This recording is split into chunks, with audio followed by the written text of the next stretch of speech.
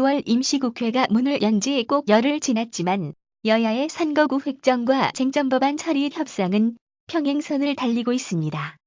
여야는 일단 이미 예정된 23일 본회의에선 각 상임위를 거쳐 법사위에 회부된 80여 건의 법안만 처리하고 나머지 쟁점법안은 2월 마지막 날인 29일로 연기할 가능성이 커졌습니다. 원래 23일 본회의를 데드라인으로 삼았지만 지난 19일 새누리당 김무성, 더불어민주당 김종인 대표의 회동에서 다시 29일까지 6일간의 유예 기간을 두기로 한 데 따른 것입니다. 양당 원내 지도부는 22일 회동을 열어 선거구 획정과 테러방지법, 북한인권법, 서비스산업발전기본법, 노동사법 등 여당이 요구하는 법안과 대중소기업 상생협력 촉진법, 사회적 경제기본법 등 야당이 원하는 법안을 두고 협상을 재개할 계획입니다.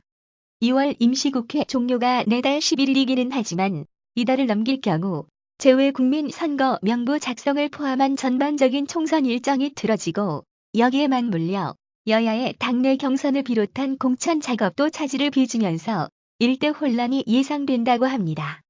실제 새누리당은 29일 일괄 처리키로 합의했다고 발표했지만 더민주는 이를 부인해 2월에 처리된다는 보장은 없는 상태입니다. 일각에서는 협상이 더 지연될 경우 총선을 한 달가량 연기하는 초유의 사태를 맞을 것이라는 전망도 고개를 들고 있습니다. 정의화 국회의장도 19일 국민의당 안철수 공동대표를 만난 자리에서 제가 볼 때는 23일을 지나면 4.13 총선이 연기될 가능성이 있다고 내다봤습니다. 이 때문에 김무성 대표를 비롯한 새누리당 지도부는 쟁점 법안은 다소 뒤로 미루더라도 선거구 획정부터 처리하는 방안도 검토했으나 박근혜 대통령의 지난 16일 국회 국정연설 이후 강경론으로 돌아선 분위기입니다. 사실 선거구 획정은 광역시 도별 의원 정수 배분이나 석패율제 도입 여부와 같은 일부 쟁점이 남아있기는 하지만 여야 간에 어느 정도 공감대를 형성한 것으로 알려졌습니다. 또 북한인권법 역시 법 조문에서 북한 인권정보 수집과 남북관계 개선 활동 사이에 어느 정도 균형점을 찾아 처리할 가능성이 커졌습니다. 문제는 선거구 획정을 먼저 처리할 경우 다른 정부 여당의 중점 법안은 사장될 것이라는 우려가 강해 협상의 접점을 찾지 못하는 것으로 보입니다.